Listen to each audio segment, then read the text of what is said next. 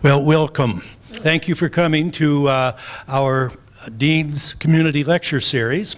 This is the 7th in the series that we've been doing here the last few years. I'm Ron Kleinknecht. I'm Dean of the College of Humanities and Social Sciences. I'd like to say just a couple words about the college and about this series before introducing tonight's speaker, Dr. Friday. When we became structured as a college about 4 years ago, we had as one of our goals to make closer connections with the larger Bellingham and Whatcom County communities. And we also decided that since we are an educational institution, we ought to be bringing some education out into the community. And so that's what this series is about, in order to bring some of the expertise that we have up on campus out into the community to talk to people and let you know some of the kinds of things that we're doing up there. We have one more scheduled for this year. It'll be coming in the spring, and that one I think you'll also find of interest is going to be on brain disorders such as schizophrenia and Alzheimer's disease, and it will be given by Dr. Janet Finley, who is the director of our behavioral neuroscience program up at Western. She does a fantastically interesting talk. Well, now it is my pleasure to introduce our speaker, Professor Chris Friday. Professor Friday is professor of history at Western. He is an expert in Western history and in particular Northwest history. He's director of the Center for Northwest Studies. And as I say, he has written a number of books, a couple of books and a number of articles, given many lectures around the country. And we're very fortunate to have him here tonight to talk to us. One of his most recent accomplishments is that he began the what we call public history program, which is a minor program for students at Western in the history department. And that in particular is what he's going to talk to us about tonight, finding history in our own backyard right here in Bellingham. So please join me in welcoming Chris Friday. Thanks, John. So this is what happens when you get to the 7th speaker, you get stuck with me, and so I'm not sure what that says about number 8 and 9 and 10. But thank you for coming out tonight. I know there's a lot of competition for you tonight. There are election results coming in. There are other events up on campus and so on. Before I start into the talk itself, I want to do one thing, and I want to tell you that tonight is my father's birthday, and he's right here in the crowd, so happy birthday, Harlow. This is when you're a really cheap son. This is what you give your father for his birthday. After how many years of subsidizing my education, this is what he gets, this lousy talk. So. When Ron strong-armed me into giving this talk, I invented a title, and then the challenge is always to find the substance to go with the title. But I thought finding history in your own backyard, your house, your neighborhood, and public history at Western Washington University and in Bellingham might be a good way for us to get started with this. One of the questions that I think we can ask before we jump into this is, what do we see when we look at a place like our own backyard, our neighborhoods, our town, and even our region? And I think that one of the values as a historian that we get when we look into these places is we begin to see them more as less as my house and increasingly as something much more complex. And I want to argue, and my students may contest this that are up in the back, up there. Notice that students never sit in the front. When you get to grow up, you move right down to the front and you want to see what's going on. History is a lot more than just a stale set of facts or even just a random set of facts that are sort of jumbled together and set someplace. History is a way of thinking about the world around us. And I know that many people who I meet today, when I say, oh, I'm a history professor, I tend to get two responses. One of those is, I hated history in high school, but I love it now. And the other response is, I've always loved history. And I think people have a very warm response to history, especially as they come into seeing the world in more complicated ways, too. Or I'd like to hope. What do historians do? This may seem like a simple question, But I would guess that even after hours of the History Channel, you might not be quite sure what academic historians do anyway. And I think what we try to do is we ask questions about the past, oftentimes in light of the present. We are bounded by the worlds and the cultures that we live in the way that we form questions. We're not inventing the past, but we are thinking differently about it given who we are in the present day. Then we have a tendency to at least try to, and my students again will contest this, to organize it and present it in some fashion. That could be in a public talk like this one, that could be in a book, could be in an article, could be in a classroom. That's when they'll contest whether it's organized or not. But this is essentially what historians do. Now, given that I'm talking about public history, what in the world is the difference between public history and history? And there's actually a big debate and a big divide over this thing. But I think one definition is, and it's a fairly simple one, anything outside the academic setting, anything outside the classroom. In essence, even though you may consider me an academic historian, what I'm doing right now with you is part of what public history is about, bringing it out to you. Now you'll notice in the pictures you'll see people like Doris Kearns Goodwin, and if you follow it very closely, you might know that she's somewhat shamed for having been charged with plagiarism, and yet she is a very public figure, an historian who is a specialist in the history of the presidency. But other people like Bruce Collette, who's a public historian in Connecticut, who finds himself out on the highways and byways explaining to people what is the nature of history outside the classroom. Academic historians tend to not have very high opinions of public historians.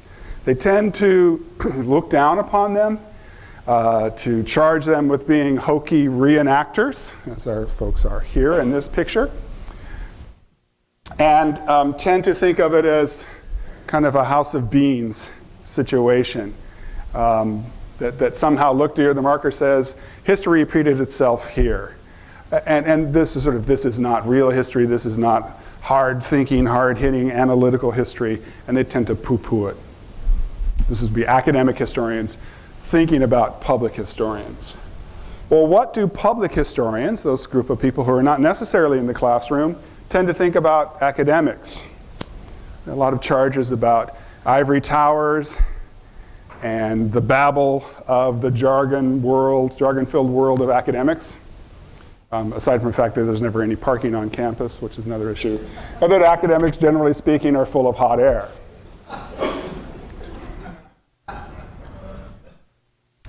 Why is there a divide? Look, the past does not equal history. When we do history, we're assembling our vision of the past. We never get all the documentation. We never get inside anybody's head to figure. We have enough trouble getting inside our own heads, don't we? How in the world are we going to go back into previous generations and really understand why people are making the decisions that they're making? So we are assembling from bits and pieces to reconstruct and present our ideas about the past. And that's really what history is. And those creations are themselves historic documents. My talk today is a historic document from today.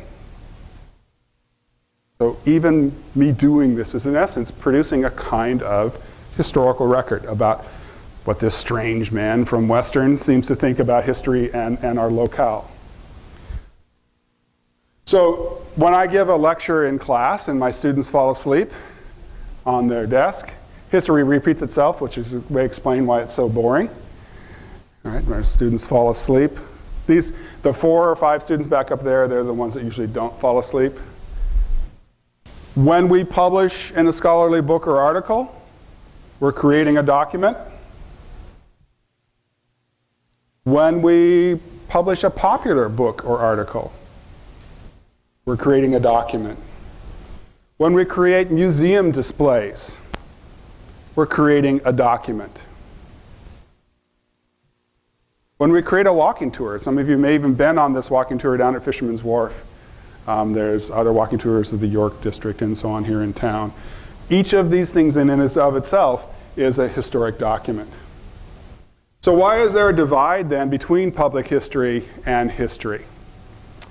It has to do with assumptions that people have about authority and legitimacy, and because I have a piled higher and deeper after my name, that I have some authority to tell you what you should think about something. And I think this is a kind of silly debate.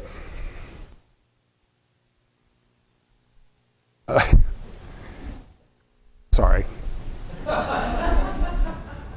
No explanation may be needed for this particular thing. Public history has actually been done for a long time at Western. The Center for Pacific Northwest Studies that I'm associated with has been in existence since 1971. It's been collecting local documents for researchers and for the public. It's been publishing studies and sponsoring talks and all kinds of things. Huxley College, in its activities, it's been around since the 1970s. The creation of forest reserves and interpretive materials that go around that all are part of what could be subsumed under public history. PEHR, our Dean Knutson is from that department. We have many people working in the park systems in a variety of capacities, many of them doing activities that potentially are related to public history. PE, a health and recreation department. Anthropology, long history in working in the public, doing archaeology, doing cultural resource management. The history department is sort of a latecomer, unfortunately, which I'll admit to in front of the dean here. And we started this new minor then only in the last year. And really, it came out of realization for me personally that since I have been a little kid, I've been doing some kind of public history. Whether that was dressing up as a mountain man. Students, you're not to repeat this.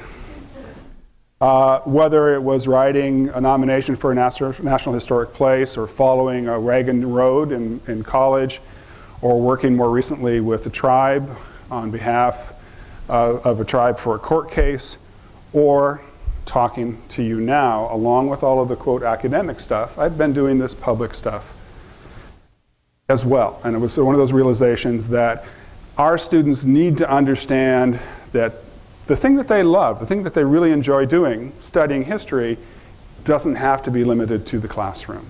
And there should be many places to look for that and apply that. So I started a new minor, mostly because starting a new major is way too difficult. And one of the things that I want us to do then is, as we focus locally in this program in public history, is to think about a term that specialists call landscape. And I'm going to help you define that term, or define that term with you, or for you tonight, and so you can see how it could apply. We're going to come back to this map and take a look at it as we go. Landscape is a fairly new term, really been used since the 1990s. And the idea behind it is that nature is not something that exists apart from people. Nature is something that is usually affected by human interaction. And so that wilderness is an invention. The idea of a pristine place separate from people's impact is kind of silly when we think about it. In this instance then, what we think of being natural or wild is really part and related to human interactions with places. Now what this allows us to do when we think about places is then to include not just buildings, but all of the parts of the surroundings and the people and animals in it as being part of a larger system. Now, in all practical purposes, what this means is agricultural fields are part of landscape. Wagon ruts, gardens, most forests. I love to talk with my students about the Arboretum, Seaholm Hill. And I show them a picture of Old Main in 1911, and behind Old Main is a clear cut. And it looks pretty much like a war zone. Trees, stumps,